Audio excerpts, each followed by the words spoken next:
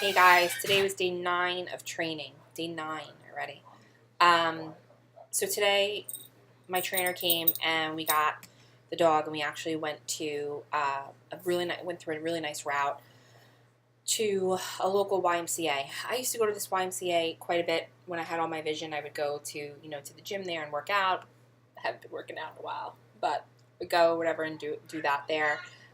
Once I lost my eyesight, I found it was a lot harder to kind of maneuver myself in between the machines. I didn't really feel as confident, as comfortable. That's not something that I'm really looking to do even right now. Now, since I've become visually impaired and legally blind, I prefer to do any type of exercise at home. Just having the dog has been great because I've been doing a lot more walking. And my husband is a lot more relieved because he doesn't have to worry about me being out by myself or being out just with the cane. Um, so we went to the Y, and I was able to get a book of different activities for my kids because now Nula, my oldest, is potty trained, so there might be some things that she might be able to do. So maybe holiday things or little classes, stuff like that. Um, I want to say this, and I don't want it to come out in the wrong way. When I went in, I got there. We was fine. Taught the dog where to go, how to get in. It has nothing to do with the dog. This is about me, and this is about like my perception of going in there. There were some moms there that were waiting with their kids, or to pick up their kids, I should say, probably from whatever little activity or preschool or reading school, whatever they had to do. And I just felt really awkward. Like I just felt weird. A lot of times, like after you lose your eyesight, I think in the beginning when you're learning the cane skills and even in the beginning with the dog, you're focused on the dog, but peripherally, you're also focused on, are people looking at me?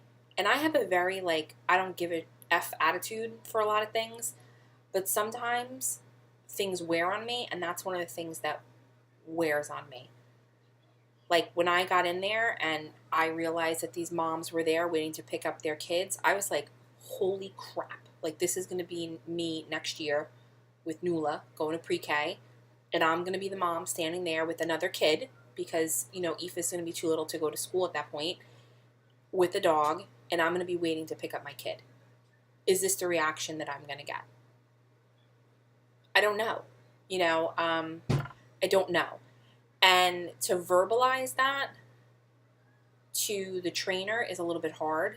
It's hard for me as a mom. It's just hard for me as a new guide dog user because, you still have all this emotional baggage. I'm not perfect. I don't think if you watch these videos, then you pretty much know, how I am, and I kind of tell things like it is. And I'm definitely not perfect by any stretch of the imagination. And I have my own fears and my own things that I worry about. I'm also a social worker, so I know, I'm cognizant of the fact that I have these things that are bothering me, and that bothers me. That's the type of stuff that keeps me up at night, literally. I worry about what it's going to be like for my kid, and am I going to make things harder on her? Because my job as a mom is not to make things harder on her. It's to make things easier on her. And it just gets me. There's no other way that I could say it.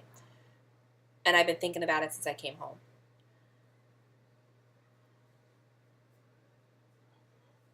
Yeah, I've been thinking about it since I came home. Yesterday we went to the mall. You got to see my husband talk a little bit about that yesterday. It was really great. It was a great experience for the kids. And as I've been saying throughout all these videos, it's been a roller coaster. It's like highs and lows, highs and lows. It was a high getting to the YMCA from my house because it was like a pretty roundabout way, but it was a really nice route, and we were good, and we were in step, and Francis and I were feeling it, and it was great.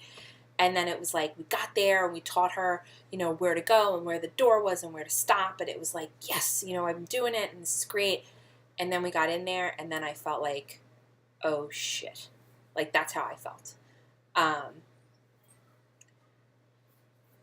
This too shall pass, I guess. So, I have to work on that as a mom, and I have to just work on that as a guide dog user. There's going to be spots where, maybe nobody has any negative feelings towards me, and it's just my projection and what I feel because I'm self-conscious. I definitely felt a little bit of like, what the hell is she doing here type thing while I was there. So, that's where we're at. But today we're also getting graduation pictures taken, which is really exciting.